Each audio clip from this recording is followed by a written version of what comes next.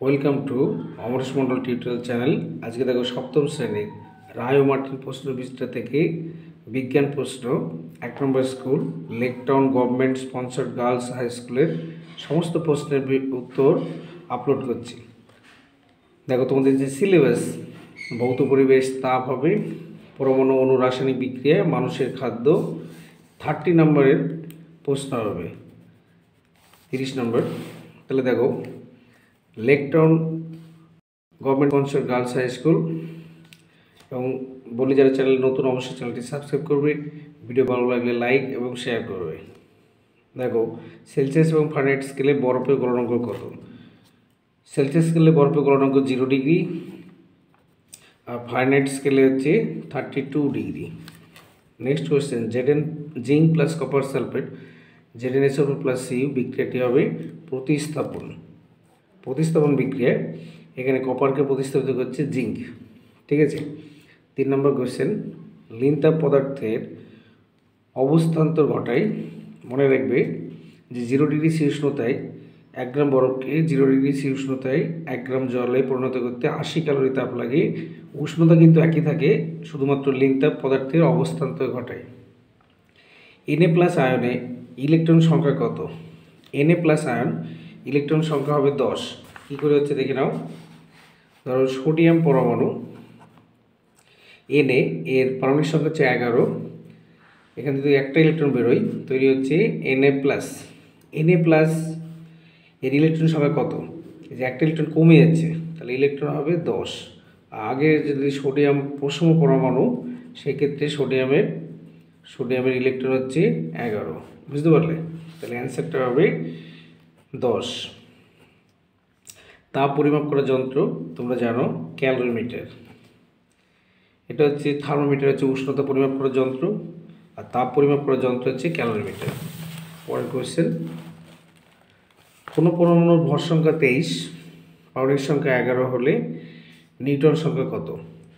তো ভর সংখ্যা যা দেওয়া থাকবে প্রোটন প্লাস নিউটন, আর পারমাণবিক সংখ্যা হচ্ছে শুধু প্রোটন, তাহলে নিউটন সংখ্যা হচ্ছে 23 থেকে 11 বাদ দিতে হবে, অ্যান্সার হবে 12।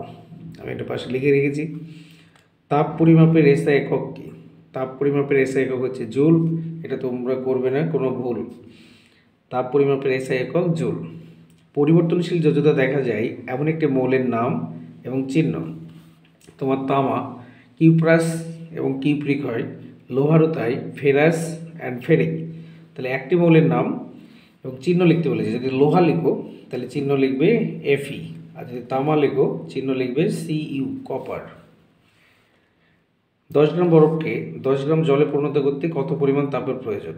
দেখো 1 গ্রাম বরফকে জলে পরিণত করতে 80 ক্যালোরি তাপ প্রয়োজন, তাহলে 10 গ্রামের জন্য 80 গুণ 10 অর্থাৎ 800 ক্যালোরি তাপ প্রয়োজন। ক্যাল মানে ক্যালোরি। একটি বস্তুর উষ্ণতা 20 ডিগ্রি সেলসিয়াস হলে ফারেনহাইট স্কেলে তার মান কত? উষ্ণতা সেলসিয়াস স্কেলে 20 ডিগ্রি সি, তাহলে দেখে নাও।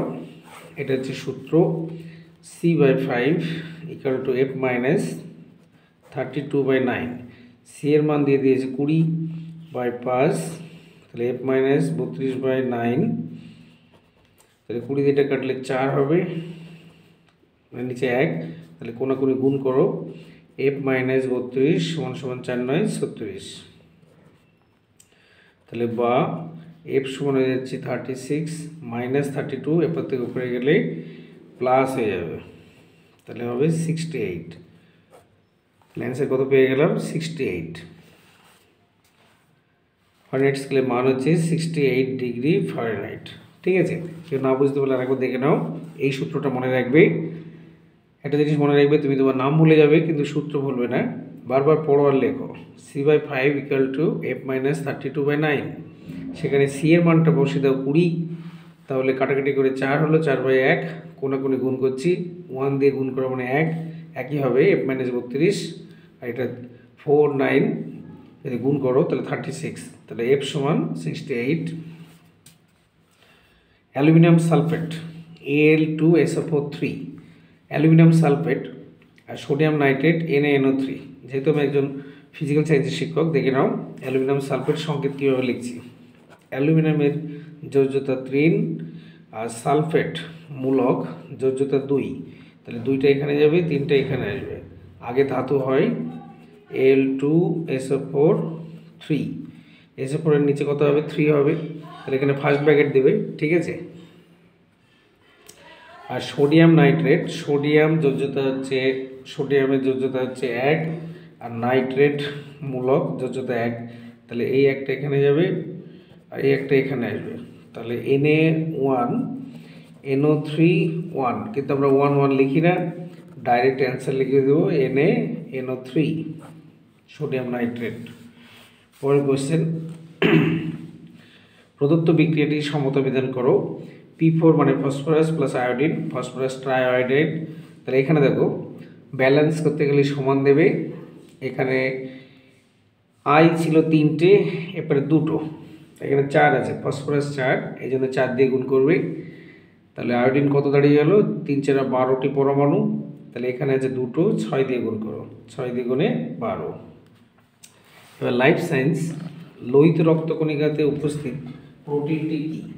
লোহিত রক্তকণিকাতে উপস্থিত রক্তের রং যে লাল হয় সেটা হচ্ছে হিমোগ্লোবিন। দৃষ্টিশক্তি রক্ষাকারী ভিটামিন কোনটি? এটা উত্তর হবে, ভিটামিনটি হলো কিসে দ্রবণীয়? ফ্যাটে দ্রবণীয়। ওজন হিসাবে জলের পরিমাণ থাকে, পরিমাণ বেশি থাকে কোথায়? রক্তে। ওজন হিসাবে জলের পরিমাণ বেশি থাকে রক্তে। ভাত আটাতে থাকা প্রধান উপাদান নামটি হচ্ছে শর্করা। 2-এর 1, এটা উত্তর হবে শর্করা। ম্যারাসমাস রোগটি প্রোটিন এবং শক্তির অভাবজনিত ফল। এটা ভেরি ইম্পর্টেন্ট কোয়েশ্চেন, প্রোটিন ও শক্তির অভাবজনিত ফল। ড্যাশ হলো একটি ফাইটোকেমিক্যাল, এটা উত্তর হবে ক্যারোটিন।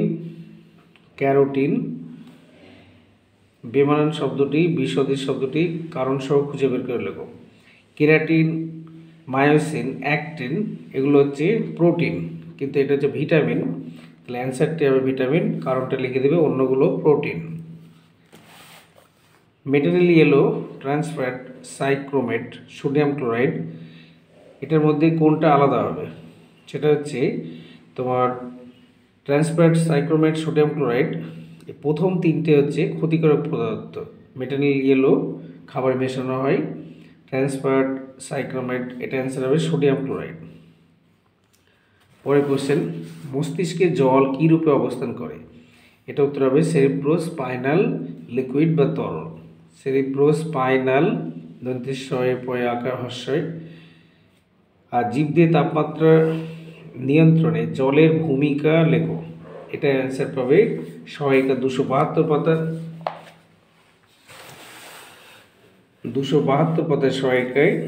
এই যে দেখতে পাচ্ছ, উন্নত শ্রেণীর প্রাণীরা ত্বকের মাধ্যমে ঘাম বর্জন করে বাষ্পীভবনের মাধ্যমে দেহ শীতল রাখে।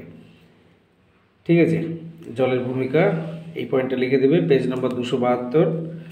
একটা কোশ্চেন আমার মিস্টেক হয়েছিল এখানে বলতে, এই যে তোমার 3-এর আইভি, মাটির কলসিতে জল ঠান্ডা থাকে কেন? এটা টেক্সট বুক 13 পাতা এখানে আছে যে মাটির কলসির জল ঠান্ডা থাকে। আসলে মাটির কলসির গায়ে অসংখ্য সূক্ষ্ম সূক্ষ্ম ছিদ্র থাকে, ওই ছিদ্রগুলি দিয়ে সামান্য পরিমাণ জল কলসির বাইরে বেরিয়ে আসে, তখন তার বাষ্পীভবন ঘটে, ফলে দরকার হয় লিনতাপ। এই বেরিয়ে আসা জল তখন কলসি এবং কলসির ভিতরে থাকা জল থেকে প্রয়োজনীয় লিনতাপ সংগ্রহ করে, ফলে কলসি এবং কলসির জল তাপ হারিয়ে ঠান্ডা হয়ে পড়ে। এখান থেকে লিখে দেবে, ভেরি ইম্পর্টেন্ট কোয়েশ্চেন, এটা পরীক্ষা আসার মতো। পরের কোয়েশ্চেন দেখো, উদ্ভিজ্জ এবং প্রাণীজ উৎস থেকে প্রাপ্ত একটি করে প্রোটিন সমৃদ্ধ খাদ্যের নাম এবং প্রোটিনের 2টি গুরুত্বপূর্ণ কাজ। তো প্রথমটি দেখে নাও, টেক্সট 152 পাতা। এই যে দেখতে পাচ্ছ প্রোটিন, প্রোটিন উদ্ভিজ্জ, চাল, শিম, কাঁঠাল বীজ, বাজরা, ভুট্টা, রসুন, লবঙ্গ, এলাচ ইত্যাদি।